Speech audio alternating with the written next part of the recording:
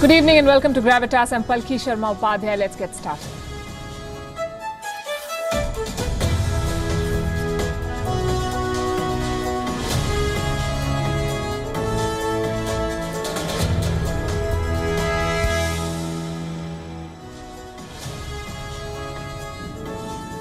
Afghanistan has been in the headlines for a peace deal that hasn't delivered peace. US President Biden has extended the deadline for the withdrawal of troops to the 11th of September, which also happens to be the 20th anniversary of the 9/11 attacks.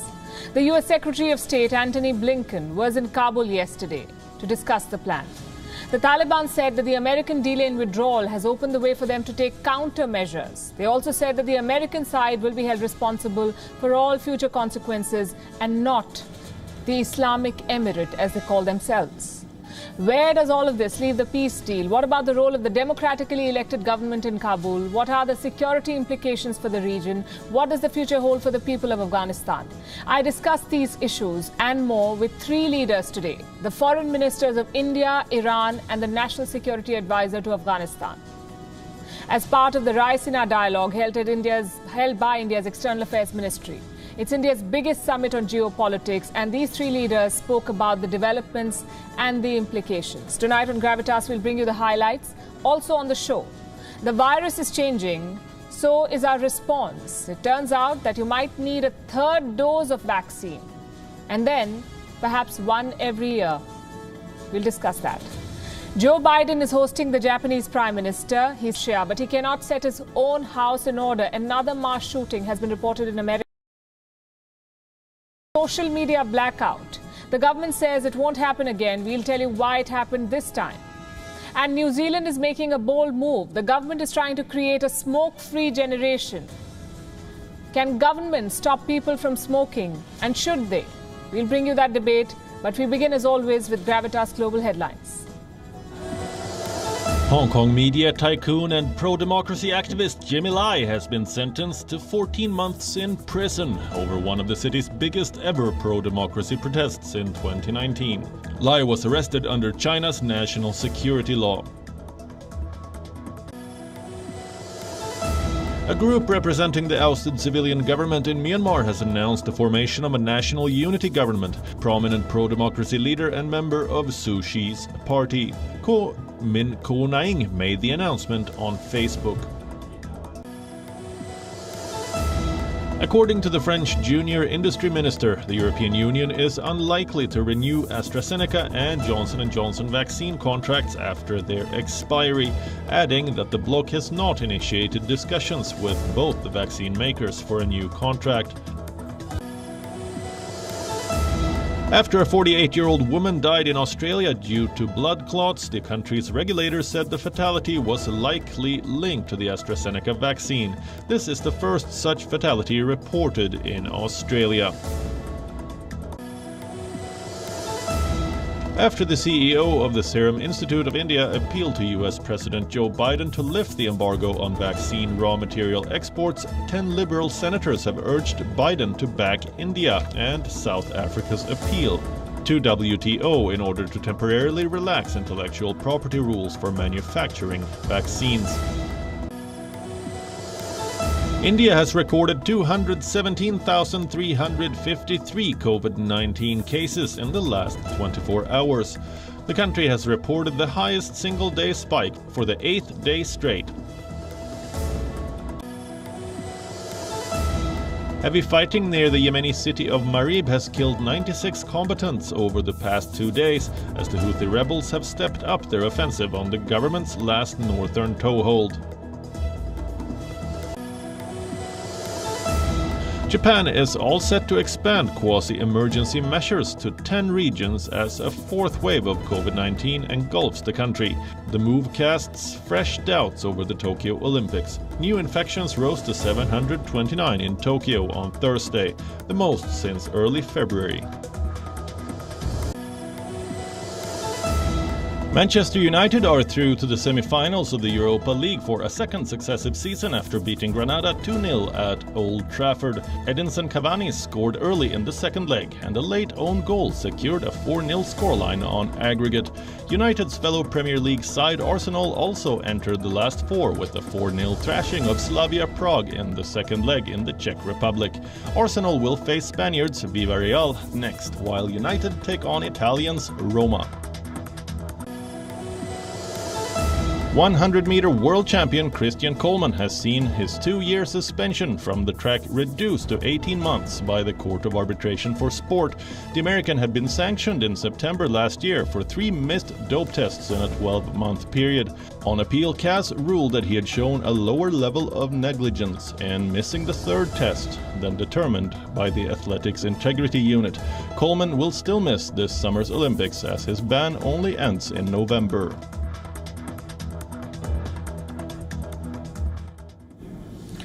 On Wednesday, US President Joe Biden made an announcement. He appeared on our screens from the treaty room in the White House, the same room where President George W. Bush had declared the war in Afghanistan in the year 2001. 20 years and 4 presidents later, Biden announced that American troops will leave Afghanistan for good. Technically, he's not the first president to commit to a withdrawal. It was Donald Trump who first made a commitment to leave by the 1st of May. The 1st of May this year. Biden is just pushing that deadline by a few months, but the withdrawal is going to happen on his watch. America is ready to end its longest war. The question is, what happens next? Today I spoke to 3 leaders who are shaping the Afghan story and who will be most affected by the outcome. At the Raisina Dialogue, India's premier conference on geopolitics, we had India's External Affairs Minister S. Jaishankar, Iran's Foreign Minister Mohammad Javad Zarif, and Afghanistan's National Security Advisor Hamdullah Mohib. Tonight on Gravitas, we are bringing you 5 key takeaways from this conversation. 1. Why is there no peace even after a peace deal? 2. Has the Taliban changed in the last 20 years? 3. Will India engage with the Taliban government in Afghanistan? 4. What happens to development projects like Chabahar? And 5. What about the role of Pakistan and its proxy wars in Afghanistan? Let's begin with the Taliban, its words and its actions. It struck a peace deal, but it continues to attack. It also refuses to participate in any dialogue. And it is blaming America for any unsavory consequences that might follow. What is the Taliban trying to do? Hamdullah Mohib, you have a peace without any peace. And the Taliban has declared a win. America has declared a deadline for troop pullout. Where does this leave the government of Afghanistan? I think this is a great opportunity. I see it as a time where the Afghans take full control of the security situation in our country. I have said this before on several occasions that Afghanistan doesn't need U.S. combat troops on the ground. What we need is the support to the ANDSF, which we're told and have been assured will continue. And that provides an opportunity for Afghanistan to move forward. On a big scale, in a big picture point, the Taliban have no reason to continue their violence in Afghanistan anymore.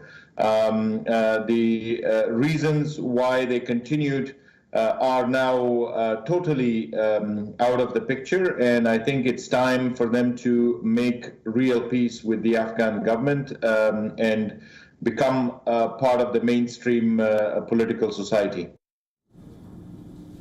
So Afghanistan is confident. The civilian government believes that it can hold its ground without the help of foreign forces. What about the Taliban? Is it prepared to participate in a democratic process? Would it agree to share power in the Republic of Afghanistan, or does it still insist on leading what it calls an Islamic emirate? We asked Iranian Foreign Minister Javad Zarif about this. Javad Zarif, in the month of January, Iran hosted senior leaders of the Taliban to exchange views, as they put it, on the US brokered peace negotiations. What is on the Taliban's mind? What was your assessment? Why do they continue to perpetrate violence? have conversations with the Taliban, first of all, for our own national security, and secondly, in order to convince them that there is a need for a broad-based peace in Afghanistan, for an inclusive peace in Afghanistan, and Taliban should be a part of that peace. Taliban should not control that peace. I believe the announcement, the commitment by the United States to finally withdraw from Afghanistan in a responsible way is a positive move. And it has to be taken in light of the realities of our region, that presence of foreign forces has never contributed to peace and stability in our region, and the removal will lead to at least less grounds for violence. Why did Zarif mention the threat of violence? Because the risk of an escalation is real. The Taliban has promised fresh attacks if the foreign forces do not meet the deadline to withdraw. So is the Taliban just waiting for the Americans to leave before it makes its first moves? Afghanistan feels that would be a mistake. Hamdullah Mohib, the Taliban has said that it will take part in any conference. It will not take part till the last foreign soldier has left Afghanistan. Do you think it's simply waiting for that September 11 deadline for President Biden's exit date to make its first moves? There was a lot of discussion around how the Taliban have changed, and that they would be more considerate and more tolerant of others, and that they will take this as an opportunity to lead their group to a more tolerant Afghanistan. When the discussions began post that agreement, first of all, the Taliban went ahead and started a narrative of victory, which was quite off-putting for everyone in the country. The second was the international community's enthusiasm was reduced by their arrogance. And the third, all the Afghans that looked forward to engaging with the Taliban soon found out that, in fact, there is no change in the Taliban. No change in the Taliban, he says, and that's been a subject of debate. The world saw a Taliban regime more than 20 years ago. It's a different world now. Is it also a different Taliban? Is it more in tune with the times? No, says Iran. Minister Zarif said the Taliban wants to take Afghanistan back to the 90s. Javad Zarif, despite everything, it seems all sides are prepared to engage with the Taliban. But we know that the Taliban is not a monolith, and that this is not the same Taliban that was once ruling Afghanistan. Do you believe that the Taliban has changed over the past 20, 25 years, and how? I have my doubts. We believe that whatever we think of the Taliban, it is a reality in Afghanistan and they have to be engaged. But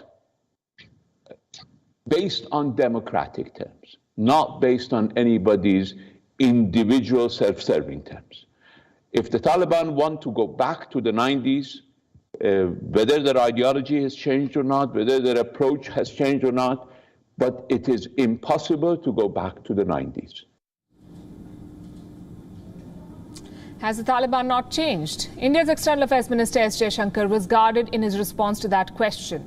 What he did say very clearly, though, was that Afghanistan has certainly changed and that any agreement made now should not undo the gains made in the past. I think what is more important is the point which Minister Zarif made, which is Afghanistan has changed and the world has changed. That, whether somebody wants to or not, you can't today in 2021 say, well, this was the world in 2001 and that's where I'd like to go back to. I grant you, we are at a crossroads today. There are tough decisions to be made, but let's not throw the baby out with the bathwater.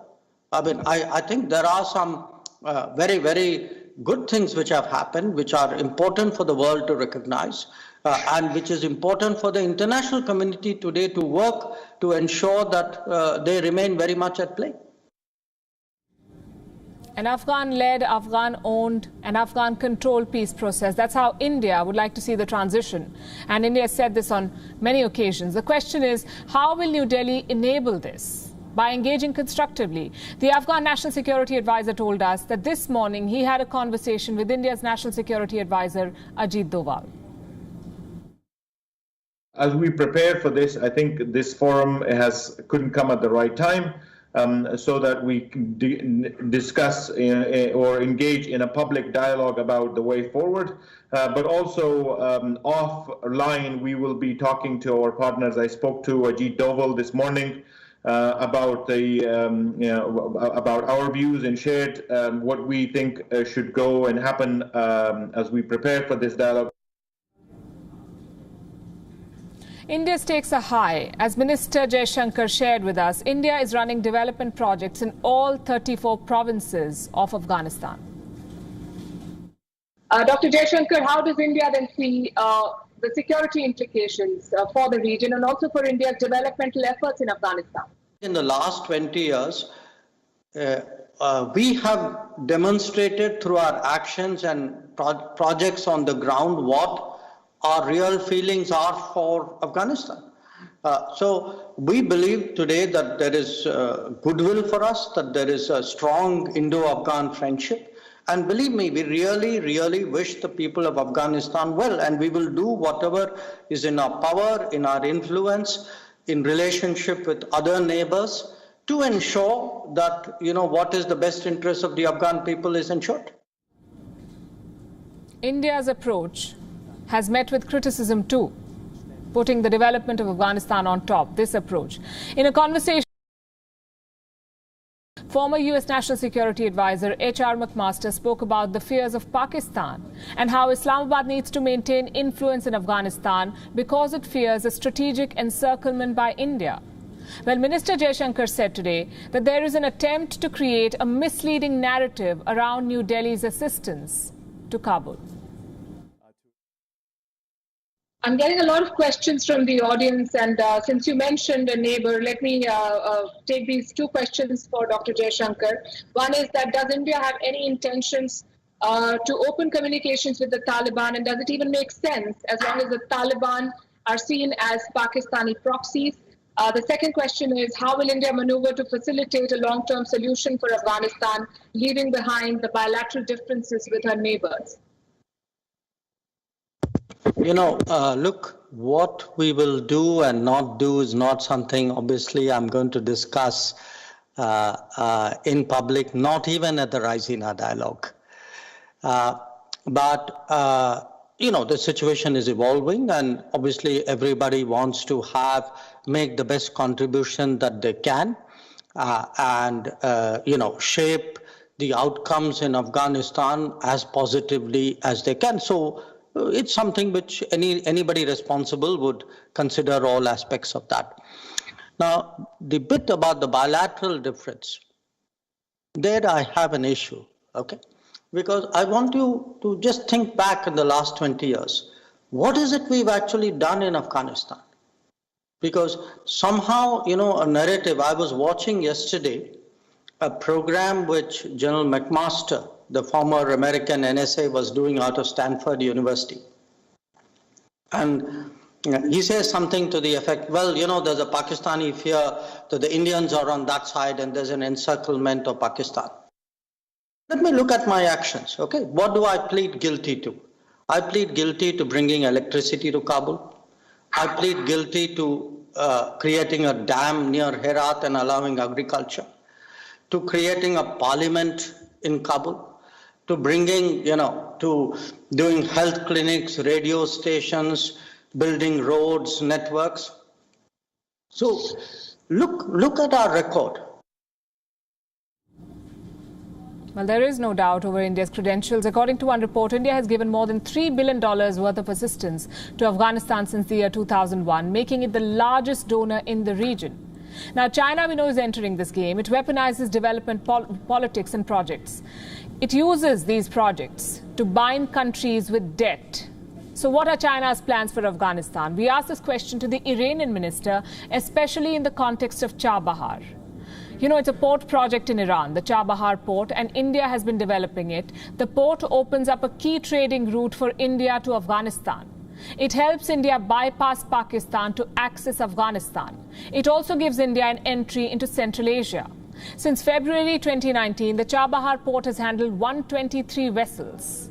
and 1.8 million tons of bulk and general cargoes.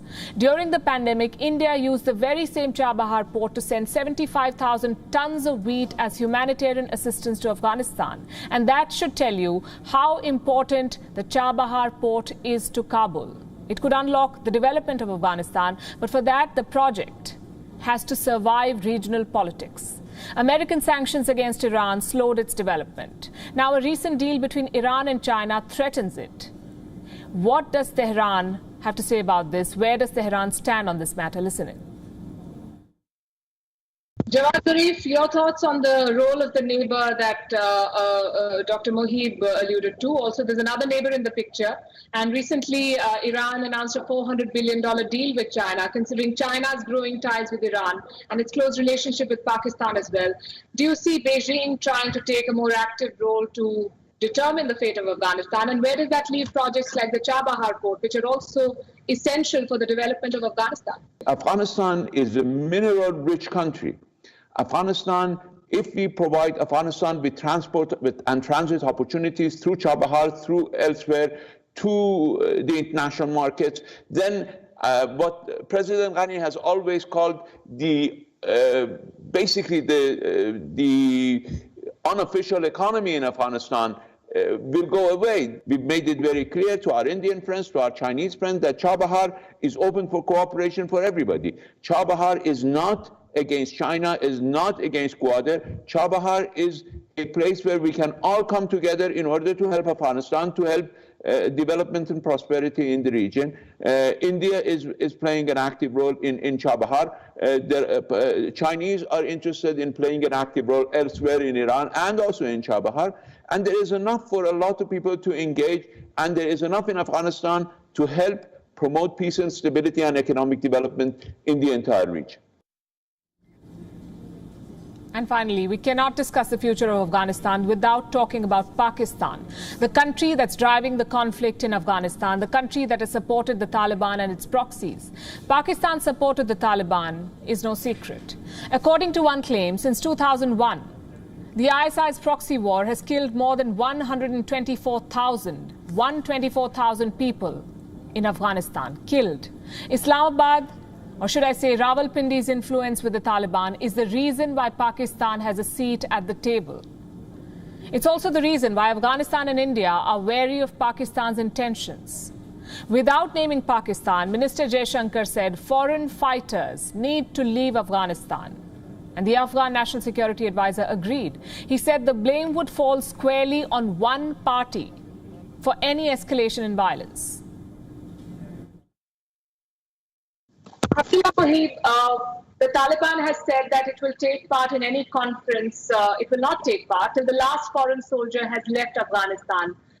Do you think it's simply waiting for that September 11 deadline for President Biden's exit date to make its first moves? I think Minister Jaishankar referred to something very important. It's not just the withdrawal of foreign troops from Afghanistan, it's also the withdrawal of foreign fighters from Afghanistan, which the Taliban are working closely with and who are involved in destructive activities in our country and will continue terrorism, and that will remain a threat to the region. And I think the last 18 months made one thing abundantly clear. It was all that had been said about support to the Taliban from our neighbors. Their visits to their bases, their visits to their injured soldiers or fighters, rather, and their abundant discussions and had made it very clear all that was alleged before. It was a reality, but it wasn't clearly seen. Has become a clear reality now. Any further push would mean that there is direct involvement in Afghanistan by a neighbor, which could be very dangerous. The nationalistic forces in Afghanistan are very upset and angry over this, and if this limit is passed, I think there would be a huge problems for the said neighbor in their country by all Afghans who are there and from within Afghanistan. There could be a huge blowback effect that I think could be destructive for these neighbors. A huge blowback effect for the neighbor. Well, I don't think I need to tell you which neighbor was being talked about here. And with those words, Kabul has also sent a warning to Islamabad that if it attempts an escalation through the proxies, there will be a fierce pushback. India shares similar worries. Minister Jaishankar was quite vocal about New Delhi's concerns over Islamabad's role. He said that any solution must be backed up by all neighbors and not just a single party that likes to talk with force. You know, the foreign fighters, if my memory serves me right, there was a UN report on foreign fighters in Afghanistan. Dr. Mohib or Dr. Zarif could correct me. I think they estimated them at 8,000 or 9,000 or something like that at the beginning of this year. Look at the history of Afghanistan. The neighbors of Afghanistan, unfortunately, have very often played a very negative role. So, which is a point, therefore, I had made in Dushanbe, that Afghanistan needs a double peace. It needs a peace within, it needs a peace around, without. And unless you have both, the neighbors also need to lay off Afghanistan and let the Afghan people do what is in their best interest. The most obvious question now is, what's next in the withdrawal process? And going by what the Afghan NSA told us, Kabul is now going to put together a team, and this team will engage with American and NATO troops to chalk out the specifics of the withdrawal. Afghanistan's neighbors will be watching closely because this is a development that impacts all of us. Talking specifically about India. 200 schools, 1,000 scholarships, 65,000 student exchanges, 2 dams, 1 sprawling parliament house. That's the broad strokes of India's contribution to Afghanistan. They're spread across sectors: education, economy, power, and most importantly, democracy. We are talking about prehistoric ties here, as old as the Indus Valley civilization. For the West, Afghanistan is a strategic goal, but for India, it is about helping an old friend. And no one knows how things will turn out. For 2 decades, foreign troops have lumbered in Afghanistan. It was the status quo. The civilian government had a godfather, and a powerful one at that. But once the troops leave, who takes charge? Who is India betting on? Well, New Delhi has excellent ties with the civilian government in Kabul, and they'll be hoping that this continues post-September 11, post the troop withdrawal. But the Taliban has other plans. They do not see themselves as stakeholders. The Taliban truly believes they are the government in waiting. And this is not good news for India. In fact, it's not good news for the world. India's Foreign Minister S. Jaishankar talked about this today. He said Afghanistan's future should not be a return to the past. What past is he talking about? A time when the Taliban ruled the country. Here's what that Afghanistan looked like. No school for girls, ruthless punishment for blasphemy, zero room for dissent, zero tolerance for cultural diversity, and a rejection of modern science and engineering. It is basically a throwback to the Dark Ages. Dealing with such a regime would be impossible in this day and age. We say this because of 3 specific reasons. Reason number 1, the Taliban's not so covert links with terrorism. India does not need another terror launchpad in the region. This was the case before 9/11, but have the Taliban changed in the past 20 years? They've promised to not fund terror groups, but looking at the recent uptick in violence, that's hard to believe. Reason number 2, a growing Pakistani shadow. It is no secret that Islamabad funds and trains Taliban fighters. They were more than happy to walk terrorists over to Pakistan in 1999. This was after the hijacking of Indian Airlines flight IC-814. We all know that story. Until now, these links were secret. But if the Taliban takes power, they will become open diplomatic engagements. The bottom line is this: India cannot afford to have a Pak proxy in Kabul. And reason number 3, the risk to India's economic interests. New Delhi has way too much to lose here. It has invested more than $3 billion in Afghanistan. That's 400 projects in all 34 provinces of the country. Dams, schools, hospitals, clinics. Some of these installations have been attacked by Taliban proxies. The US presence was like an insurance for Indian interests. With that gone, these mega projects are vulnerable to attacks. So what are India's options? How can New Delhi cultivate Kabul as a reliable and stable partner? Well, history has some clues. Before 9/11, Afghanistan was the Wild West. The United States never bothered to check the Taliban's rise. It was India, Iran and Russia that kept the resistance alive. Now is the time, perhaps, to revive that axis. Russia is keen on a larger role, so is Iran, and both countries have warned the Taliban against cozying up to terrorists. So what should India do? Try and revive the great game, not of competition but of cooperation. India has enough diplomatic leverage with both Russia and Iran, and it must exercise this leverage. If India cannot be the sole player in Afghanistan, it must aim to be the most influential one. But this might put New Delhi at odds with Washington, because both Iran and Russia are sworn enemies of America. Plus, Washington has a history of dumping regional allies. Just look at the Kurds in Syria. Will Afghanistan be any different? Joe Biden says he will hold the Taliban to their word. But without his troops, how powerful is Joe Biden? India cannot bank on a power thousands of miles away. It can be sure of one thing, though. If the Taliban takes over after America withdraws, Joe Biden will not have the high ground to criticize a Russia-Iran-India axis. A few years back, our discussion would have ended here. But there is a new player on the block. It is called China. How can India keep China at bay in Afghanistan? By disarming Beijing's biggest weapon, its checkbook. India must keep investing in Afghanistan. If the Afghan economy tanks, China will swoop in. Only self-reliance can lead to stability. And the same for security. India should deploy military contractors to train Afghan security forces. Make them capable of defending the civilian government. So aid must continue. So must intelligence sharing and training exercises, which means India can check the 3 boxes of a perfect partnership: shared history, economic ties, and military support. Let me end this by saying this. India is Afghanistan's best bet. New Delhi has always called for an Afghan-led and Afghan-controlled peace. It has never put a caveat on investments. But this is not a one-way show. Afghanistan is India's key to Central Asia. You see, unlike other stakeholders, New Delhi does not want to win the great game.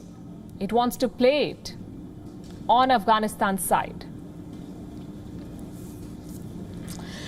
Let's talk about the pandemic. Have you received both your doses of the Wuhan virus vaccine? Which vaccine was it? Was it Pfizer? And if the answer is yes, we've got some news for you. The CEO of Pfizer, Albert Bourla, says you will likely need a third dose of vaccine, a booster shot within 12 months of fully getting vaccinated. And that's not all. Listen to this very carefully. Bourla also said that there's a possibility of an annual revaccination, which basically means you might need injections every 6 months. Pfizer, as you know, is the world's leading vaccine manufacturer. More than 44 countries are already using its shot. Does this mean that other vaccine makers will also follow suit and ask you to take a third shot? Also, why do you need a third dose? Has virus mutation something to do with it? And most importantly, how long will it take before we completely figure out how to deal with this ever-evolving virus? Here's a report. They called it a game changer. I think this could possibly be the one game changer that we've all been waiting for. They've now changed the rules. The CEO of Pfizer, Albert Bourla, has said a likely scenario is that there will be a need for a third dose, somewhere between 6 and 12 months. And then from there will be an annual revaccination, but all of that needs to be confirmed. A confirmation is awaited, but the question is, why do we need a third dose? Health officials say the emergence of new variants is the primary reason. The Wuhan virus has more than 12,700 identified mutations and counting. As the virus mutates further, the protection from 2 doses could likely wane over time. In such a scenario, a booster shot could ensure the immune response persists. Several vaccine makers are conducting clinical trials for a third dose. In January, Moderna announced that it would develop an upgrade to its two-shot vaccine. Third dose is likely to be available by the third quarter of 2021. Bharat-BioNTech is also conducting clinical trials for a third dose of Covaxin. Once approved, the booster dose could be given 6 months after the 2 doses have been administered. But the billion-dollar question is, how long will vaccine-induced immunity last? Researchers still haven't been able to come up with a time frame. Vaccines for diseases like measles, mumps and rubella generally confer lifetime immunity. But vaccines against long-established diseases like hepatitis A, pneumonia and tetanus need booster shots. In the case of the Wuhan virus, researchers don't know which camp it will eventually fall into. They say, when we have a better idea of the duration of immunity provided and of the way the virus mutates, only then can booster shots be tailored to ensure consistent immunity. Bureau Report, WION, World is One. When India recently imposed internet restrictions in some areas with the clear intention of curbing the flow of misinformation, do you recall which country cried wolf the most? Pakistan. Islamabad hid its culpability in fueling social media hatred and accused India of clamping down on free speech. Now, as Islamist radicals try to take Pakistan hostage, the Imran Khan government has exposed its own hypocrisy, and no comparisons can be drawn here with India. This afternoon, all social media platforms and apps were shut in Pakistan. And no, not in 1 or 2 cities. The entire country witnessed a social media blackout. Here's why. Social media को बंद करना ये इतना अहमकाना फैसला है. आप अपने मुल्क को पीछे लेके जा रहे हैं दुनिया से. ये तो पागलपन है. He called it madness. He has now given his country a dose of this madness. On Friday afternoon, the Imran Khan government imposed a ban on all social media platforms. WhatsApp, Facebook, Instagram, Twitter and YouTube. The ban was all pervasive. Every province, every city, every corner of Pakistan witnessed a 3-hour social media blackout. Pakistan's Interior Minister Sheikh Rashid Ahmad says it won't happen again. मैं बतौर वज़ीर दाखिला माज़रत ख़्वाह हूँ कि हमने 3 घंटे के लिए सोशल मीडिया को बंद किया और ये व्हाट्सएप और फेसबुक और इंस्टाग्राम इनको बंद किया क्योंकि इनकी कॉल ऐसी थी कि शायद ये जुमे के बाद निकलें. आगे से ऐसा नहीं करेंगे. So what was the reason behind this ban?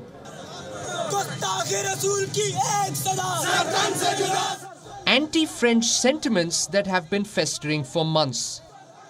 Fueling them is the Tehreek-e-Labaik Pakistan. It has been using social media platforms to peddle hate. Several TLP protesters have been calling for the death of the French ambassador. And they are running riot on the streets. They were planning to use Friday prayers to rally supporters. आज अल्लाह के फजलो करम से ये दहशतगर्द और इश्ताल अंगेज़ी फैलाने वाले और social media के सारे मुल्क में बेचैनी और मुल्क में इंतशार फैलाने वाले लोगों को शिकस्त हो गई है. इंशाअल्लाह आगे से आप कोशिश करेंगे कि ये सोशल मीडिया की भी तकलीफ ना हो. Besides the temporary blackout, Islamabad has also banned the Tehreek-e-Labaik. The irony of this decision cannot be overstated.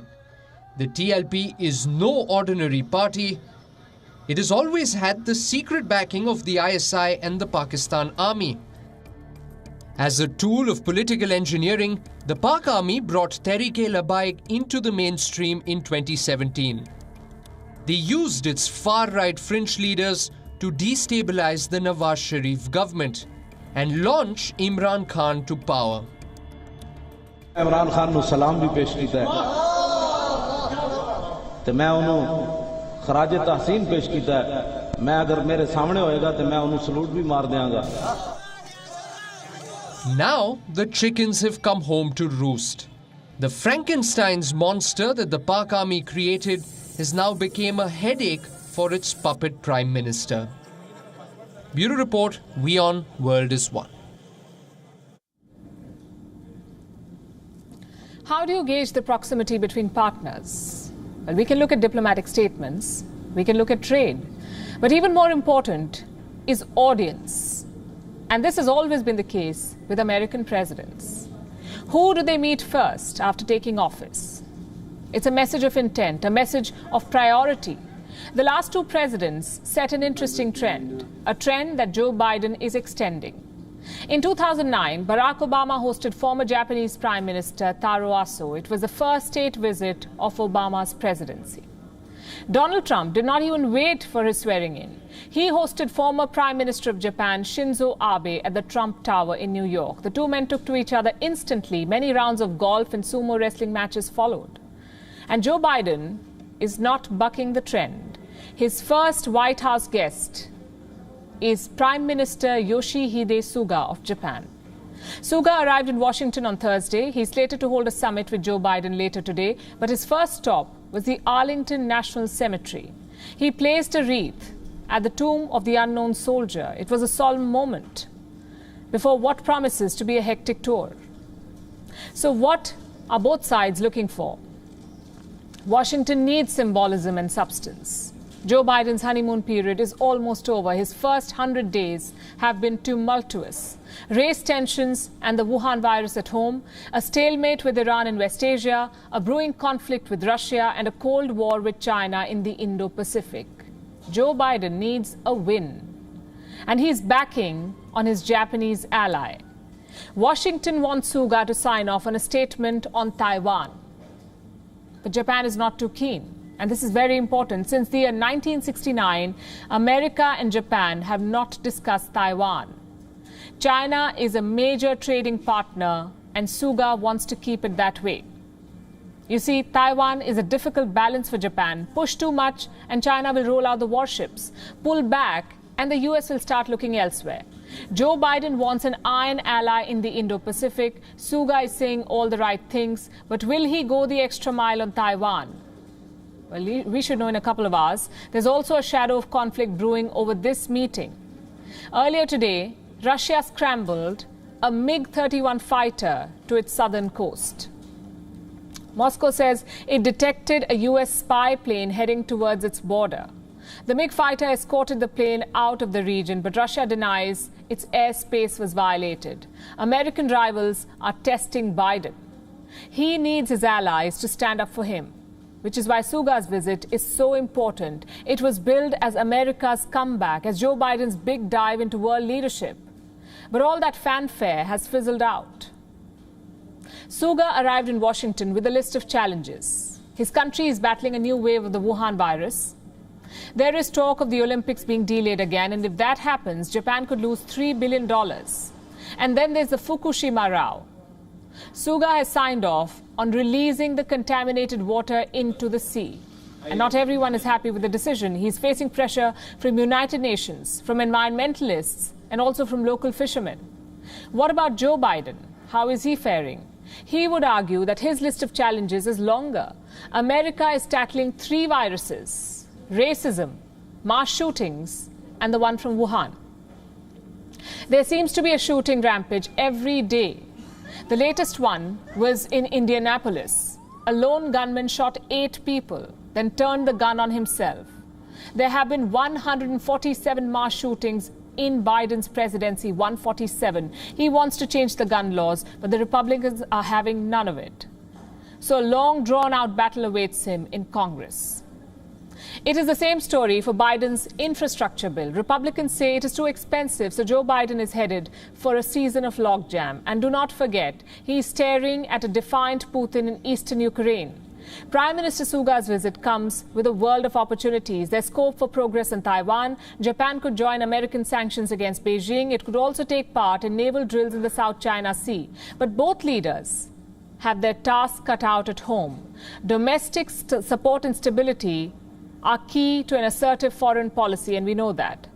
I'll end the story with US President Woodrow Wilson. He was the chief architect of the League of Nations. He got the Nobel Peace Prize in the year 1919 for convening the League, but guess which country never joined? The country he led, the United States of America, because in Washington, lawmakers had other priorities. So here's our advice to Joe Biden. Maybe take a leaf out of Trump's playbook. Put America first. Smoking is often called the hardest vice to quit. It takes months of rehab and a lot of determination, which is why it is ideal to stay away from it. Remember, smoking causes cancer. It is among the leading causes of death in the world. But New Zealand is looking to tackle this menace. The country is planning to go smoke-free, to wean an entire generation off nicotine. How does it plan to do this? And does this qualify as government overreach? Our next report tells you. Cooked from office pressure? Take a smoke break. Last-minute revision looking impossible? Take a smoke break. Can't figure out a movie's ending? Maybe a cigarette will help. This is what cigarette makers would have you believe. It's an industry that thrives on addiction and has no qualms about it. Around the world, nicotine cartels are mighty. Government officials dare not challenge them, especially with the cigarette stain on their shirts. But New Zealand is looking to mount a challenge, a proposal to make the country smoke-free by 2025. So, what exactly is the plan? Step 1 is to increase the minimum age for smoking. Step 2 is to ban sales to anyone born after 2004, so an entire generation will no longer have access to cigarettes. Other measures include putting lesser nicotine in cigarettes, setting a minimum price, and slashing the number of stores. But why is New Zealand taking on cigarettes? For the same reason the world is. Because it's killing people. About 4,500 New Zealanders die from tobacco use every year. This isn't about helping people quit, it's about forcing them to, so public opinion is split. Public health organizations are upbeat. They say tobacco affects low-income communities harder. There is evidence for this. The number of tobacco retailers is 4 times higher in such neighborhoods. Same for the indigenous communities. 30% of Maori women smoke every day. Cancer is the leading cause of death in their community. For these groups, there is incentive to ban smoking. It has gotten them hooked and emptied their pockets. But what are the downsides? Small shops will be the worst hit. Cigarettes are their biggest movers. So a smoke-free New Zealand would be a poorer New Zealand for them. Also, what is to stop a black market? And with the illegal nicotine trade comes street muscle and gangs. Not very New Zealand-like. But what about the government's motives? The clinical opinion on cigarettes is clear. Don't smoke. But adults are free to make choices. Why then should the government interfere? Many countries have grappled with this question. It has led to some strange policies. In Slovakia, smoking is banned in workplaces. Not all workplaces, but the ones where non-smokers also work. In Australia, you can't smoke in most places, including on public transport and near underage events. Only a couple of countries have imposed near-total bans.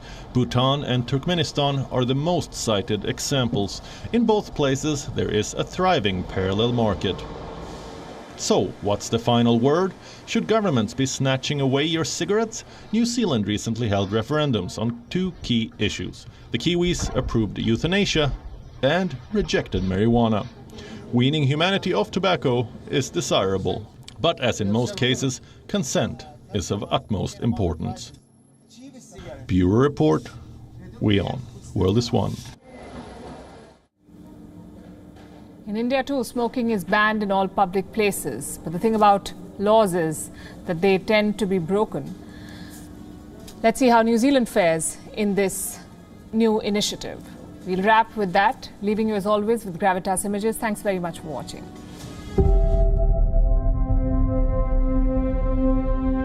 There's a place in our universe, a marble spinning in a vacuum.